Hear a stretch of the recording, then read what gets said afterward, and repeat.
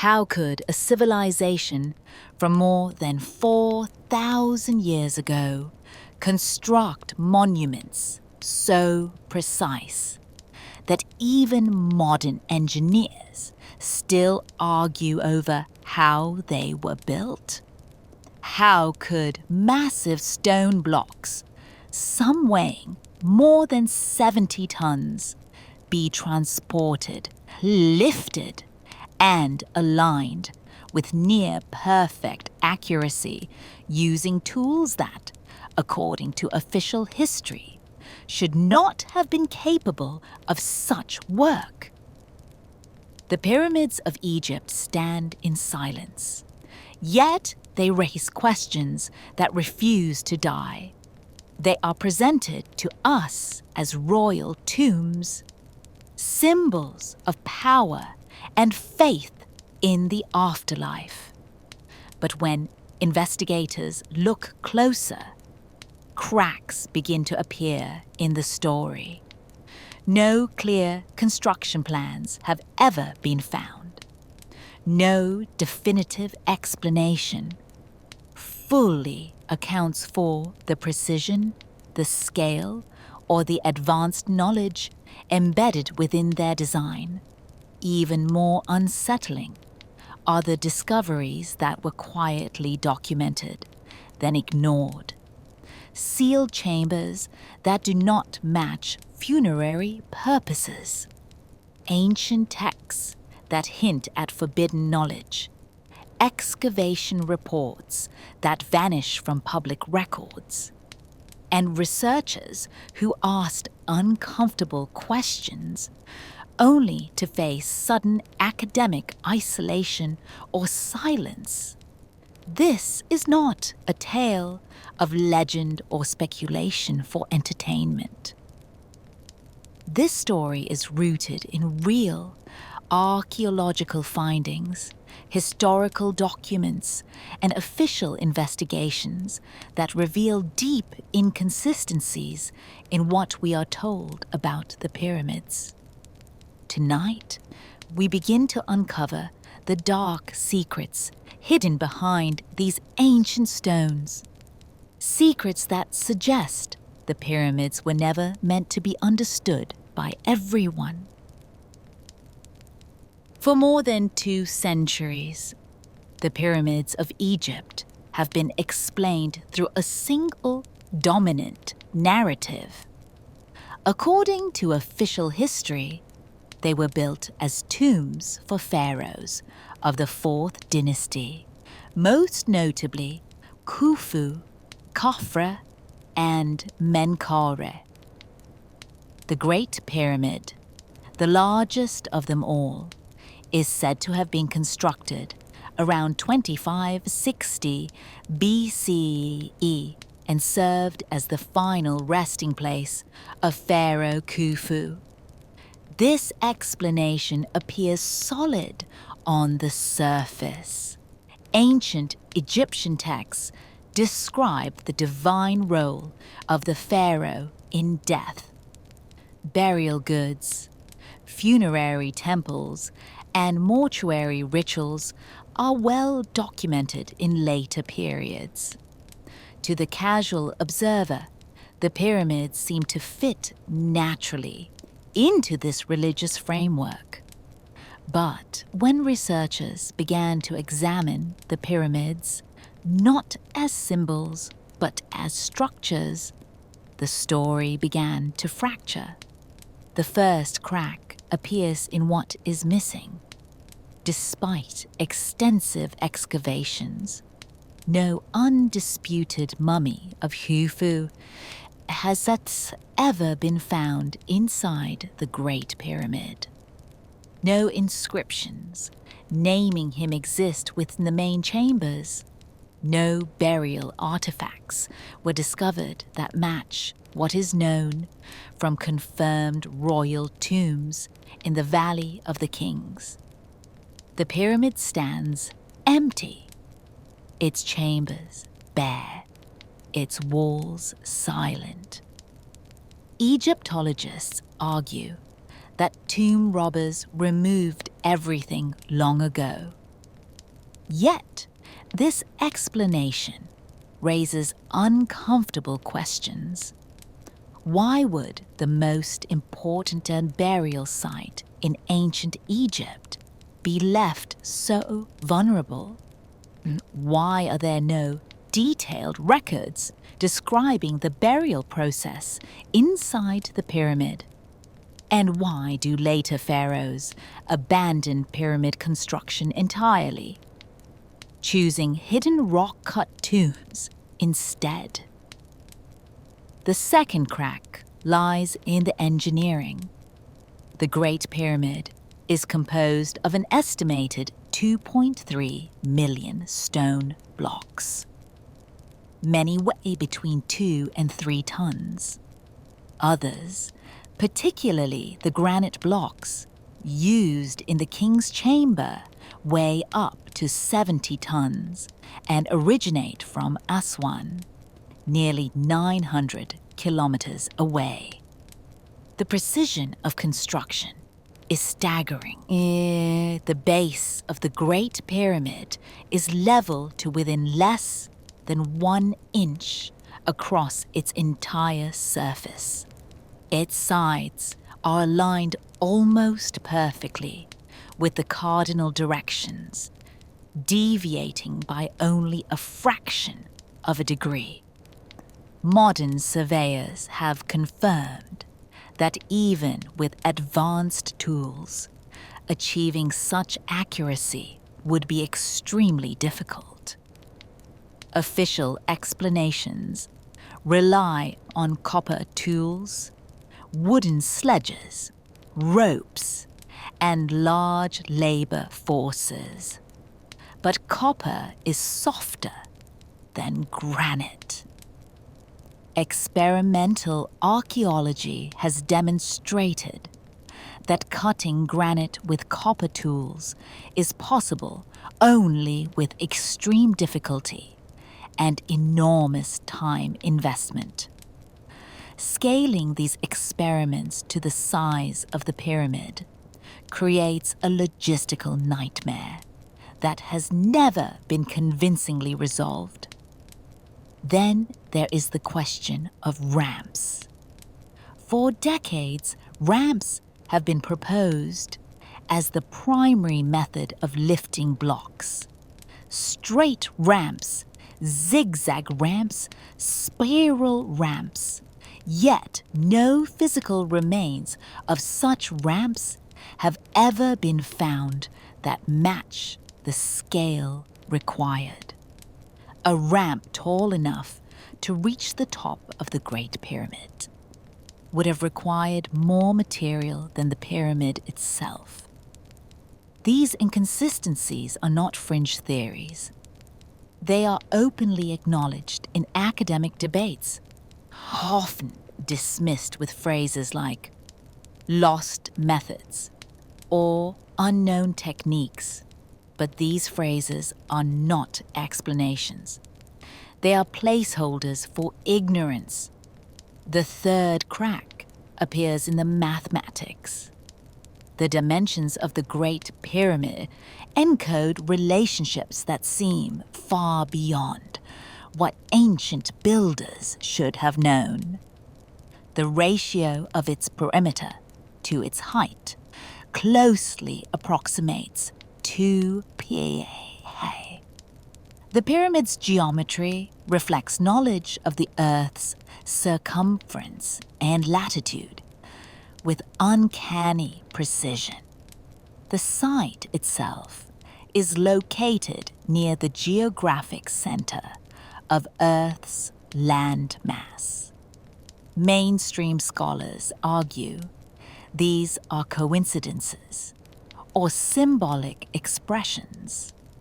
Yet, the number of coincidences continues to grow, forming a pattern that becomes harder to ignore. In the 19th century, British surveyor Flinders Petrie conducted one of the most precise measurements of the Great Pyramid ever recorded. Petrie was not a mystic or a conspiracy theorist. He was a rigorous scientist. And even he admitted that the precision he observed was difficult to reconcile with the tools attributed to the builders. The fourth crack is in the internal design. The Great Pyramid is not a simple pile of stones. It contains a complex system of shafts, chambers, and corridors. Some shafts are too narrow for a human to crawl through. Others terminate abruptly behind sealed stone doors fitted with copper handles, as discovered by robotic exploration in the late 20th century. These features do not resemble known funerary designs. In confirmed tombs, passages are decorated with texts and images intended to guide the soul of the deceased. Inside the Great Pyramid, there is nothing. No hieroglyphs, no prayers, no names. This absence is not decorative, it is deliberate. Even more disturbing are the air shafts of the kings and queens' chambers. Long believed to be ventilation shafts, they do not function as such. They do not reach the exterior in all cases. Instead, they align with specific stars as they appeared thousands of years ago, including Orion and Sirius, stars deeply associated with Egyptian beliefs about the afterlife and divine origin. Some researchers suggest these alignments are symbolic. Others argue they represent something else entirely, a form of stellar mapping, or a connection between the structure and the sky that goes beyond religion. The fifth crack appears in ancient texts. The pyramid texts, among the oldest religious writings in the world, do not describe the construction of pyramids. Instead, they speak of the pharaoh ascending to the stars, joining the gods, and accessing a realm of eternal knowledge. They reference a time before dynasties, a distant age when the gods ruled Egypt directly. Later, Arabic historians, writing in the Middle Ages, recorded legends that the pyramids were built not as tombs, but as repositories of knowledge. According to these accounts, ancient kings feared a great flood or catastrophe and sealed wisdom in such stone structures to preserve it for future generations. These accounts were long dismissed as folklore. Yet modern discoveries continue to echo these ancient warnings.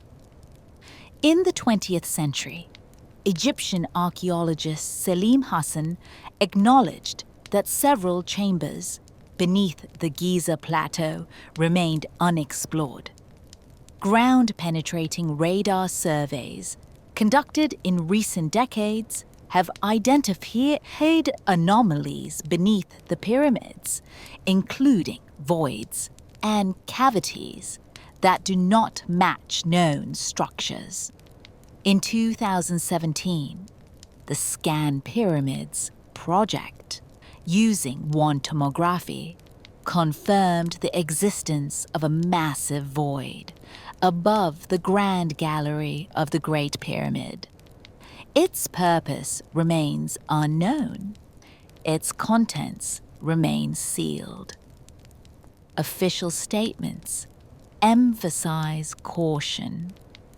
Further investigation is slow, access is restricted, data is released selectively, and this leads to the most unsettling crack of all. Control. The Giza Plateau is one of the most tightly regulated archaeological sites in the world. Excavations require government approval. Findings are filtered through official channels. Independent researchers are often denied access. Alternative interpretations are labeled unscientific before they are fully examined. Several researchers who challenged the mainstream narrative found their careers quietly stalled. Publications rejected. Funding withdrawn. Invitations rescinded. No dramatic scandals, just silence. This pattern is documented, not in rumors, but in correspondence, institutional decisions, and archived disputes within academic circles. The question is not whether mistakes were made in the past. All sciences evolve. The question is why certain questions remain forbidden. Why are we so certain the pyramids were only tombs when so much evidence does not align with that function? Why is the possibility of advanced lost knowledge treated as a threat rather than a subject of study? And why does the story of the pyramids become less clear the closer we look? By the end of the 20th century, a small but growing group of historians, engineers, and scientists began to reach a troubling conclusion. The pyramids may not represent the peak of ancient Egyptian civilization. They may represent the remains of something far older, something inherited, something deliberately obscured. And if that is true, then the question is no longer how the pyramids were built. The question becomes who possessed this knowledge before history officially began. And what exactly were they trying to protect? These questions do not end here. They lead deeper beneath the sand, into sealed chambers, erased records, and a past that may have been intentionally buried. In the next part, the investigation moves beyond the surface of the pyramids and into the hidden world beneath the Giza Plateau, where discoveries suggest that what we see above ground may only be a fragment of a much larger and far more disturbing truth. If the pyramids themselves raise questions, what lies beneath them deepens the unease. For centuries, the Giza Plateau was treated as a surface mystery. Scholars focused on what could be seen: towering pyramids, crumbling temples, eroded statues. The ground beneath was largely ignored, assumed to be solid bedrock, shaped only to support the monuments above. But as technology advanced, this assumption began to collapse. In the early 20th century, Egyptian archaeologists reported unusual shafts and cavities beneath the plateau. Some were natural limestone voids, common in the region. Others, however, showed signs of deliberate carving. These findings were noted in field reports, then quietly archived without further exploration.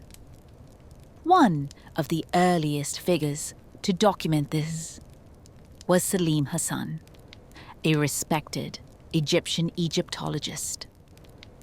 In his multi-volume excavation records from the 1930s and 1940s, Hassan mentioned tunnels and chambers beneath Giza that didn't correspond to known burial practices. He described sealed passageways, inaccessible voids, and structural anomalies that defied easy classification.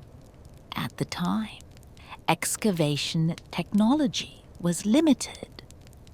Political instability and limited funding meant many of these underground features were left untouched.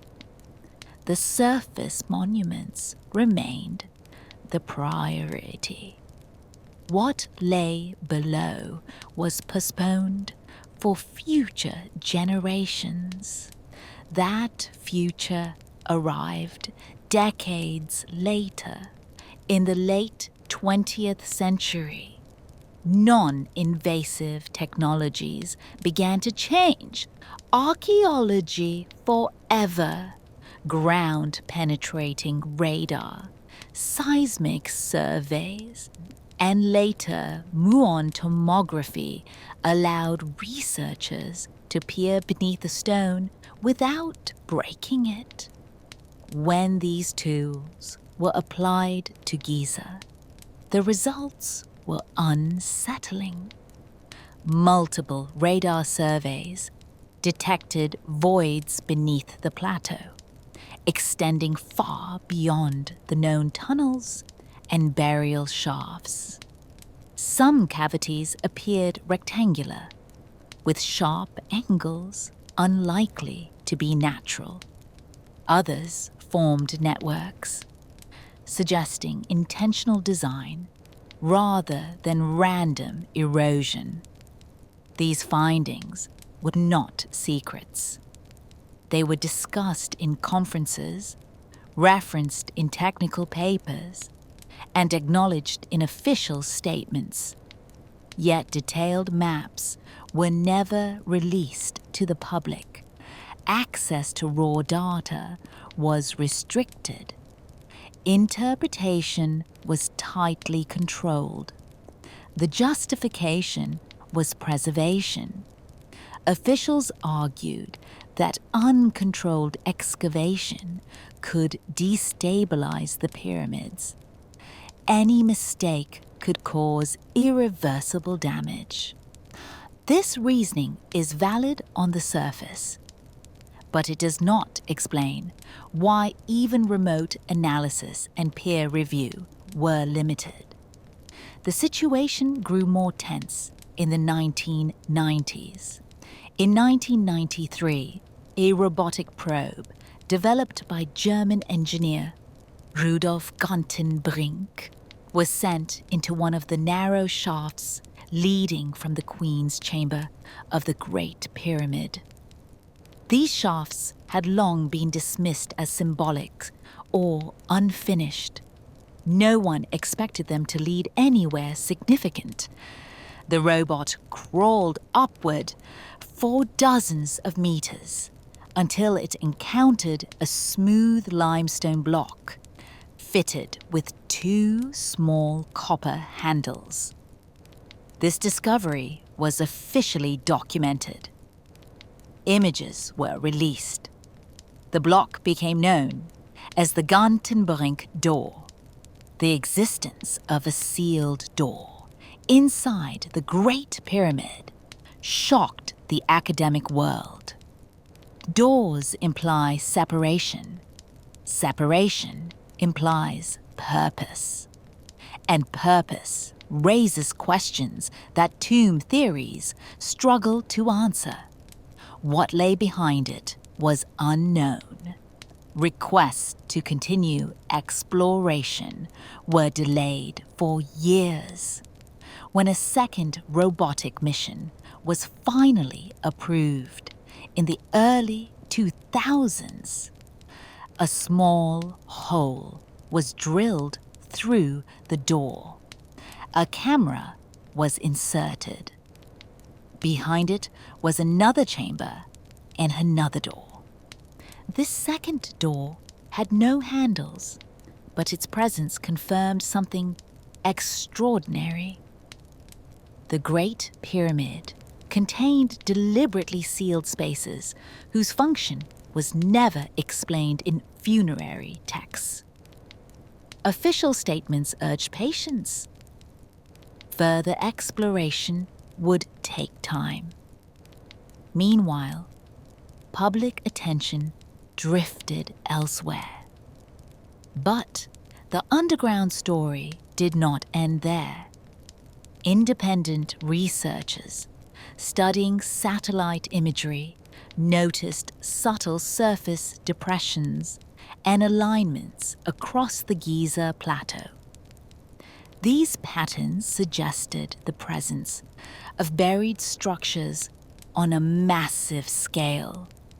When combined with radar data, a picture began to emerge of an underground complex far larger than previously acknowledged. Some researchers proposed that the pyramids were only the visible portion of a much older system, a system that extended beneath the sand, possibly predating dynastic Egypt itself. This idea was not entirely new. Ancient Egyptian texts speak of the Duat, a mysterious underworld realm associated with transformation, judgment, and hidden pathways. While traditionally interpreted as a spiritual concept, some passages describe physical locations, gates, and chambers beneath sacred sites. Later Arabic historians wrote of underground halls beneath Giza, filled with records, tools, and statues from a lost age. These accounts were dismissed as legend, yet their descriptions oddly resemble modern radar findings. In the mid-20th century, American psychic Edgar Cayce claimed that a hall of records lay buried beneath the Sphinx, containing knowledge from a lost civilization. His claims were widely ridiculed, yet decades later, seismic studies around the Sphinx revealed anomalies beneath its pores, consistent with cavities. Official investigations acknowledged these anomalies, but concluded they were natural. No excavation followed. Why the reluctance? Part of the answer lies in timing. Evidence suggests that some structures beneath Giza may be far older than the pyramids above them. Geological studies of the Sphinx enclosure indicate erosion patterns consistent with prolonged water exposure, possibly from heavy rainfall thousands of years before Egypt's dynastic period. If confirmed, this would push the origins of monumental construction in Egypt back to a time when, according to mainstream history, no advanced civilization should have existed. Such a revision would not be minor. It would rewrite the timeline of human development. It would challenge the assumption that civilization emerged gradually and independently. Instead, it would suggest inheritance, survival, and perhaps loss. This possibility alarms institutions built on established narratives, textbooks, museums, national identities, tourism economies. Entire academic careers depend on the current chronology. Changing it would be disruptive, and so progress slows. Excavation permits are denied. Funding is redirected. Public statements emphasize caution and uncertainty. Researchers are encouraged to focus on safer topics. Meanwhile, the voids remain sealed. The Pyramids project in 2017 reignited global attention when it confirmed a massive void above the Grand Gallery, measuring at least 30 meters long. The void was described as one of the most significant discoveries inside the Great Pyramid in decades. Once again, officials urged restraint. The void's purpose was unknown. It might be structural, it might be symbolic, or it might be something else entirely. No exploration followed.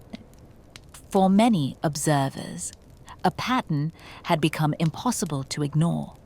Discoveries are acknowledged, questions are raised, then everything stops. This silence is perhaps the most frightening aspect of all. Not the idea of hidden chambers, but the deliberate pause that follows their discovery. It suggests that someone, somewhere, understands the implications. And those implications may reach far beyond Egypt. Because if the pyramids sit atop a buried system older than recorded history, then they are not the beginning of civilization. They are a continuation, a legacy, a message left by those who came before, knowing that the real world would not survive. And if knowledge was hidden beneath stone, to protect it and guard it from catastrophe, then the final question becomes unavoidable. What catastrophe were they afraid of? That question leads directly into ancient global myths of floods, collapses, and forgotten ages. Myths that appear across cultures separated by oceans and millennia.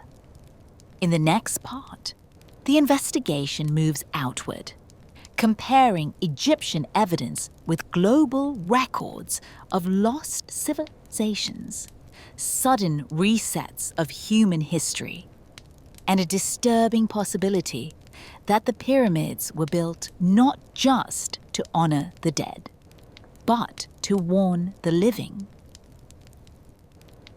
The question of catastrophe does not belong to Egypt alone. When researchers began to look beyond the Nile Valley, a disturbing pattern emerged. Across continents, in cultures that had no known contact with one another, ancient records spoke of the same event. A sudden destruction, a great collapse, a time when the world was nearly wiped clean and rebuilt from fragments. These stories are often dismissed as myths, but myths, when repeated independently across the globe, demand closer attention. In Mesopotamia, the Epic of Gilgamesh describes a great flood sent by the gods, sparing only one man who preserved knowledge and life. In India, ancient texts speak of cycles of destructions and renewal, vast epochs ending in fire or water. In Mesoamerica, the Maya recorded previous worlds that ended violently before the current age. In China, legends tell of a great deluge that reshaped the land and erased earlier kingdoms. Even the Hebrew Bible preserves a similar account in the story of Noah. The consistency is unsettling. These narratives are not identical, but they share core elements: a sudden catastrophe, a collapse of civilization, survivors who carry fragments of knowledge into a diminished future. Modern geology has begun to catch up with these ancient warnings. At the end of the last ice age, roughly 12,000 years ago, Earth experienced dramatic climatic upheaval. Melting glaciers raised sea levels by more than 100 meters. Entire coastlines vanished. River valleys flooded.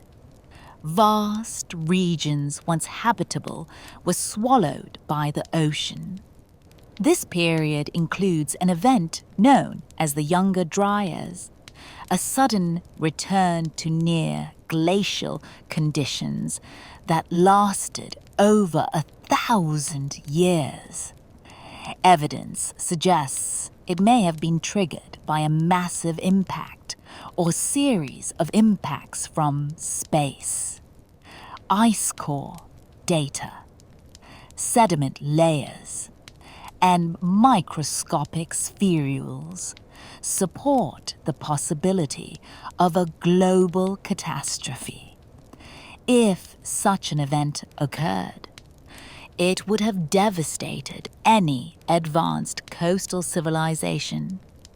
And coastal civilizations are precisely what archaeology struggles to find, because their remains now lie underwater. This realization reframes the pyramids. What if they were not built at the dawn of civilization, but at its recovery? What if the builders inherited fragments of a much older knowledge system, passed down orally or ritually long after its original context was lost? In this scenario, Egypt was not the birthplace of advanced knowledge. It was the keeper. This idea is quietly supported by Egyptian tradition itself. Ancient texts speak of Zep Tepi, the first time, a distant golden age when gods ruled and order was established. Egyptian priests claimed their civilization was founded upon wisdom received from divine beings who came before the pharaohs. Mainstream interpretations label these accounts as symbolic, yet when combined with global flood myths and geological evidence, the symbolism begins to feel literal. The pyramids, then, may be relics of remembrance, but remembrance of what? One clue lies in their placement. The three pyramids of Giza are arranged in a pattern that mirrors the stars of Orion's belt, as they appeared around 10,500 BCE. This alignment is not perfect, but it is close enough to provoke debate among astronomers and archaeologists alike. Orion was associated with Osiris, the god of death and rebirth, but Osiris was also described as a ruler who was killed, dismembered, and restored. A god who represented the continuity of life through destruction. This symbolism aligns disturbingly well with the idea of civilizational collapse and rebirth. Other ancient sites echo this pattern in South America. The ruins of Tiwanaku and Pumapunku contain stonework of astonishing precision, far exceeding what should have been possible with the tools attributed to their builders. Massive stones are cartouillés with machine-like accuracy. Their original purpose remains unclear. In Turkey, Göbekli Tepe predates Stonehenge by thousands of years. It was built by hunter-gatherers, according to mainstream archaeology, yet its complexity suggests organized labor, symbolic planning, and advanced understanding of astronomy. Göbekli Tepe was deliberately buried, not destroyed, not abandoned, buried. This act of intentional concealment mirrors what some researchers suspect occurred beneath Giza. A pattern emerges. Advanced sites appear suddenly, without clear developmental stages. They are later abandoned or hidden. Their knowledge fragments survive only in myths and symbols. This challenges the linear model of human progress. Instead of a steady climb from primitive to advanced, history begins to resemble a cycle: rise, collapse, forgetting, rebuilding. And if this cycle is real, then the pyramids take on a far darker role. They are not just monuments to the dead, they are warnings. The Great Pyramid's precision may not be a celebration of power, but a preservation of knowledge, geometry, astronomy, measurements encoded in stone because stone endures when libraries burn. The silence of its walls may not be emptiness, but intention. No inscriptions to be altered, no texts to be destroyed, only form, only alignment, only mathematics. This would explain why later civilizations could not replicate the pyramids. They inherited the shell, but not the full understanding. It would also explain why access to deeper chambers remained restricted. Because if the pyramids contain records of a forgotten age, their contents would destabilize not just Egyptian history, but human history itself. The fear is not that ancient people were primitive. The fear is that they were not. Modern civilization rests on the belief that we are the most advanced humans who have ever lived, that progress is inevitable, that collapse is temporary. But the pyramids suggest something else. They suggest that knowledge can be lost, that civilization can fall so completely that its survivors forget who they were, and that the stones standing in the desert are not achievements, they are remnants. This perspective changes the meaning of secrecy. It is no longer about hiding power. It is about protecting truth from being misused or misunderstood by those not ready to face it. If humanity once reached a level of advancement and destroyed itself, then rediscovering that knowledge without wisdom could repeat the cycle. Perhaps this is why ancient builders encoded information symbolically rather than explicitly, why they spoke in myths instead of manuals, and why the most important spaces were sealed. As researchers trace these patterns across cultures, resistance increases, funding dries up, careers stall. The word speculation becomes a weapon used to dismiss uncomfortable connections. Yet, the evidence continues to accumulate. Flood layers, star alignments, sudden appearances of advanced architecture, intentional burial, global memory of catastrophe.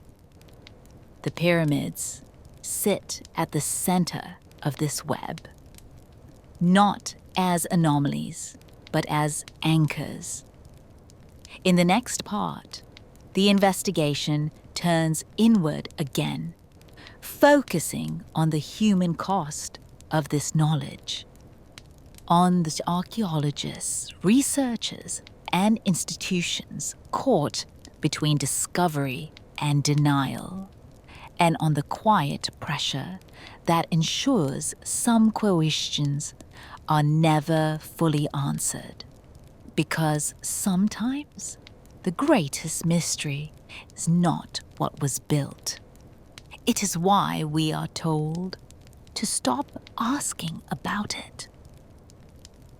Every mystery has two layers. The first is what lies hidden in stone and earth. The second is what happens to those who try to uncover it.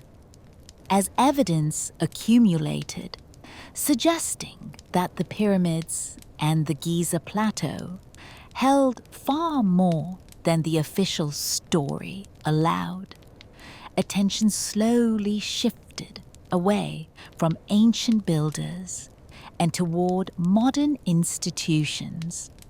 The question was no longer only what the pyramids were, but why certain interpretations were resisted so fiercely. Archaeology is often imagined as a neutral pursuit of truth. In reality, it exists within networks of power. Governments regulate sites. Universities control credentials. Museums shape public narratives. Funding bodies decide which questions are worth asking. Egypt is no exception.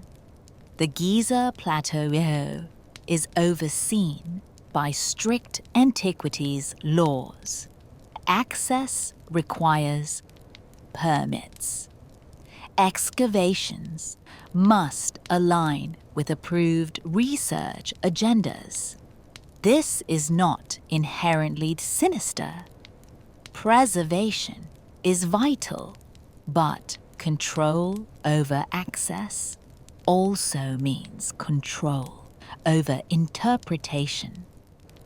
Throughout the 20th century, Egyptology became increasingly centralized. A small group of senior authorities shaped the dominant narrative. Their textbooks, trained new generations of scholars. Their approvals determined careers.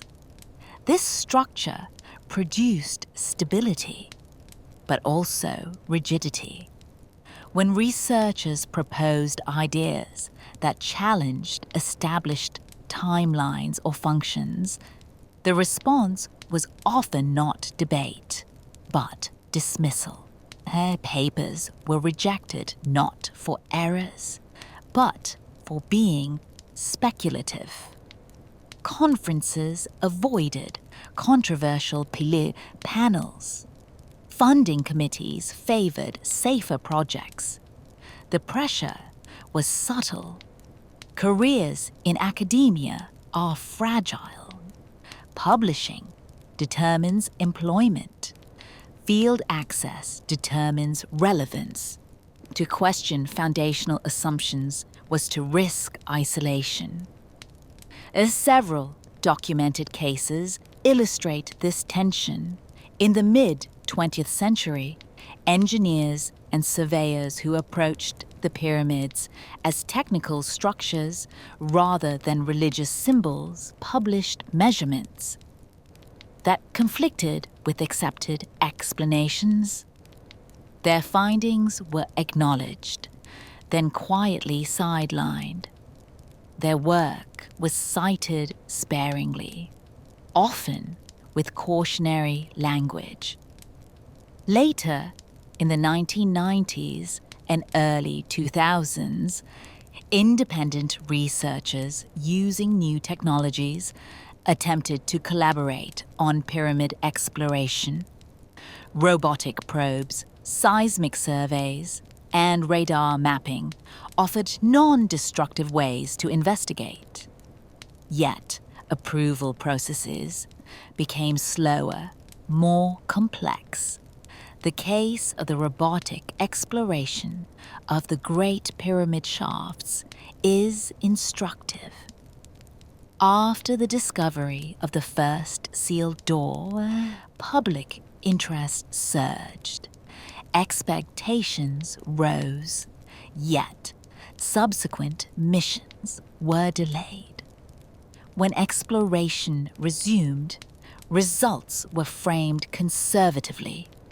Speculation was discouraged. No clear explanation was given for the prolonged silence.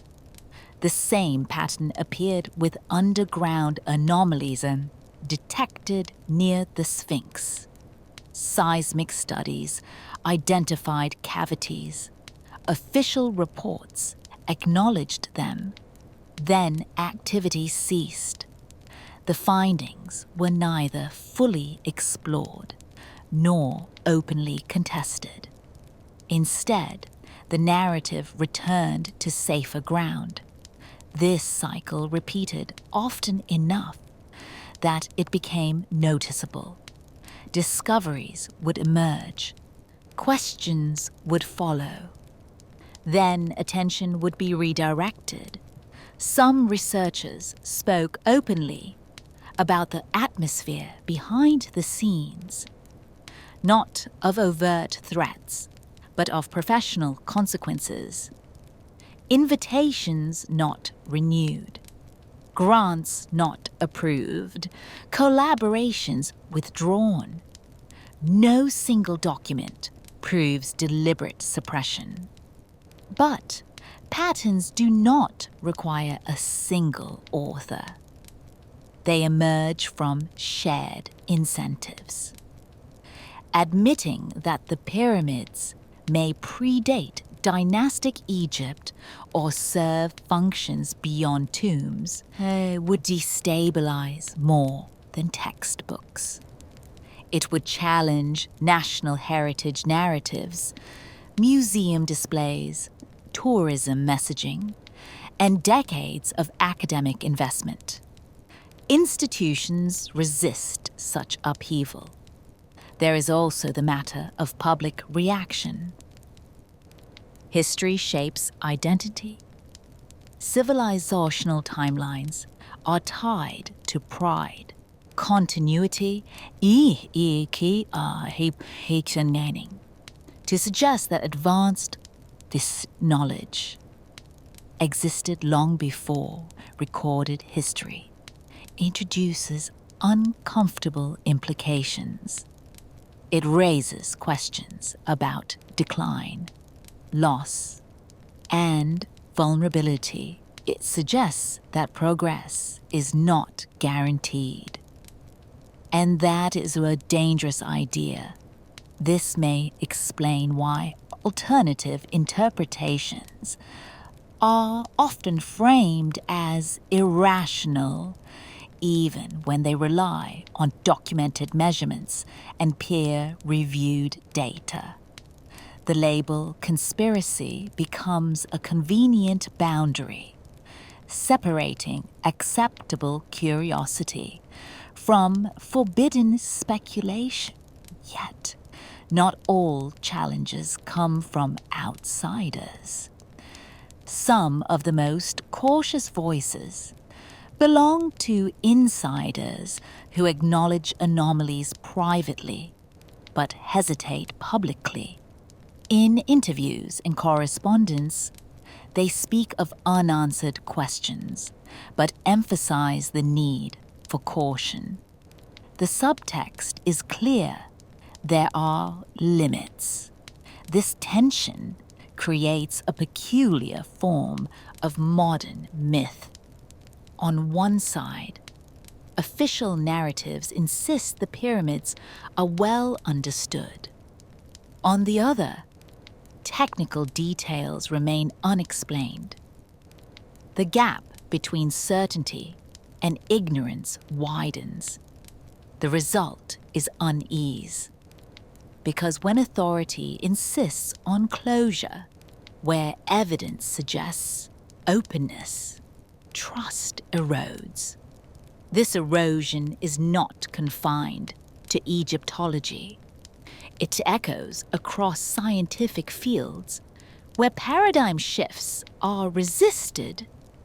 History offers many examples. Continental drift, meteor impact extinction, germ theory. Each was once dismissed as fringe. Each later became foundational. The difference with the pyramids is scale.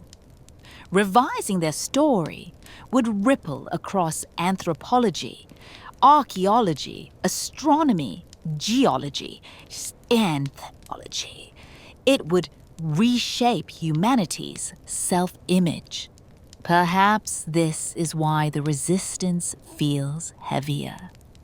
Perhaps this is why silence feels intentional, even if no one openly commands it. The most disturbing possibility is not that secrets are hidden.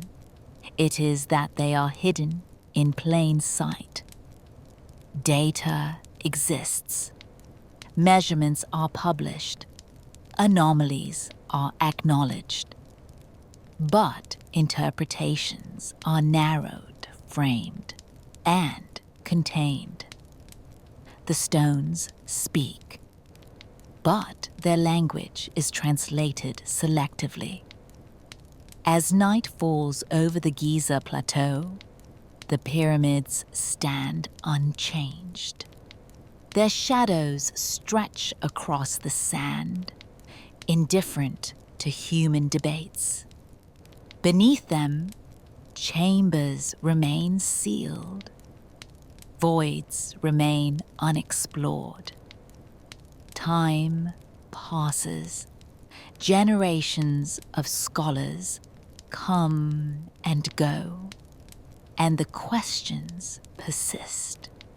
What if the greatest secret of the pyramids is not what they contain, but what they represent?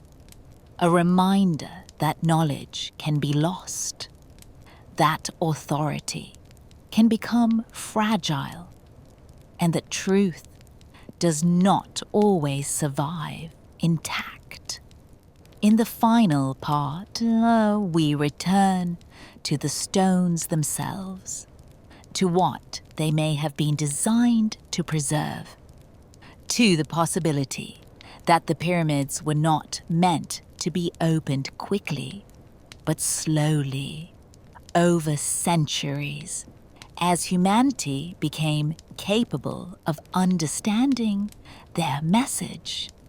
Because if the pyramids are archives, then their greatest revelation may not lie in hidden chambers, but in the realization that history is far less complete than we are taught to believe. When all theories are stripped away, when speculation is set aside, one truth remains undeniable. The pyramids endure. They have survived earthquakes, invasions, religious revolutions, and the slow erosion of time. Empires rose and fell around them. Languages vanished. Belief systems transformed. Yet the pyramids remained, unchanged in their purpose, silent in their presence. This endurance invites a question deeper than how they were built. Why were they built to last so long? Tombs do not require such permanence. Even the most powerful rulers in history accepted the inevitability of decay. Their monuments were meant to honor memory, not to resist time itself. Yet, the pyramids were constructed with a level of durability that seems excessive for burial structures. The Great Pyramid in particular appears engineered for longevity. Its massive limestone casing once reflected sunlight across the plateau. Its core stones were fitted so precisely that even today, gaps are minimal. Its internal chambers are protected by stress-relieving structures that prevent collapse. This is not symbolic architecture. It is functional. The implication is unsettling. Functional for what? One answer lies in information. Stone is one of the few materials capable of preserving form across tens of thousands of years. Texts decay, metal corrodes, digital data vanishes in an instant. But geometry, carved into stone, endures. The Great Pyramid encodes relationships that transcend language. Proportions, alignments, measurements tied to the earth and the sky. These are not cultural. They are universal. Any civilization with sufficient understanding could read them. This suggests intent. The builders may not have expected their descendants to remember them. They may have expected to be forgotten. What they preserved was not their names, but their knowledge. This reframes the emptiness of the pyramid's chambers. They are not empty because they were robbed. They are empty because they were never meant to hold bodies. The true content is the structure itself. If this is true, then the pyramids are not monuments of death. They are time capsules, but not in the conventional sense. They do not contain objects. They contain instruction. They teach measurement, orientation, the relationship between Earth and cosmos, the importance of balance and alignment. Why encode such knowledge? Because knowledge once lost may need to be rediscovered. The ancient world may have understood something that modern humanity has only begun to grasp: that civilization is fragile, that progress is reversible, that catastrophic resets are not myth but memory. The global flood narratives take on new meaning. They are not warnings of divine punishment. They are records of environmental collapse. Sea levels rose, climate shifted, coastal populations vanished, knowledge centers were destroyed, survivors scattered. In such a world, preserving information would require more than books. It would require stone. The pyramids stand on high ground, far from ancient coastlines. Their location alone suggests foresight. They were placed where floodwaters would not reach. This is not coincidence. It is strategy. Some researchers argue that the builders anticipated not only one catastrophe, but many cycles of destruction and renewal. Ice ages, warming periods, impacts from space, earthquakes. If history is cyclical, then preservation becomes sacred. The pyramids may represent humanity speaking to its future self, a message carved into the planet. But there is another, darker possibility. What if the pyramids were not only built to preserve knowledge, but to restrict it? Knowledge is power, and power without wisdom destroys.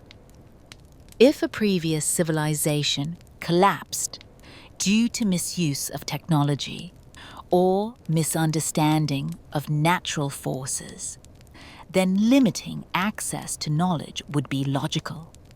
Sealed chambers, hidden spaces, symbolic encoding, not to hide truth forever, but to delay it until humanity matured. This would explain the emphasis on initiation in ancient mystery traditions.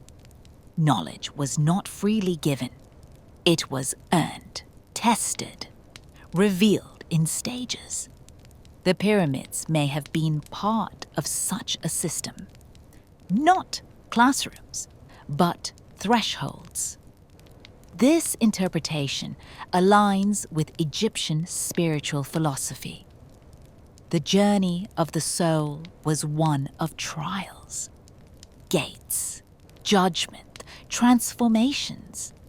Physical architecture mirrored metaphysical belief. As above, so below. As within, so without. These were not metaphors. They were instructions. Modern humanity approaches the pyramids with tools, not reverence. We drill, we scan, we measure, we seek answers quickly. But perhaps speed was never the point. Perhaps the pyramids were designed to be understood slowly, over generations, as humanity regained lost knowledge and restraint. The resistance we see today may not only come from institutions, It may come from the structure itself. Every attempt to reduce the pyramids to tombs feels insufficient. Every attempt to assign them a single function collapses under scrutiny. They are too precise, too deliberate, too universal. They exist outside culture. This places them in an uncomfortable category. They do not belong fully to ancient Egypt. They belong to humanity. And this is perhaps the most unsettling truth of all. If the pyramids are remnants of a forgotten global civilization, then the story of human history is incomplete. We are not the first to stand at the edge of understanding. Others stood there before us, and they fell. The silence of the pyramids is not empty. It is patient. They have waited through dynasties, empires, religions, and revolutions. They will likely wait through ours as well. The question is not whether we will eventually understand them. The question is whether we will understand them in time. Because if the pyramids were built as warnings, then ignoring their message may carry consequences we are not prepared to face. They do not threaten. They do not demand. They simply remain. And in their stillness, they ask one final question. How many civilizations must rise and fall before humanity learns to remember itself?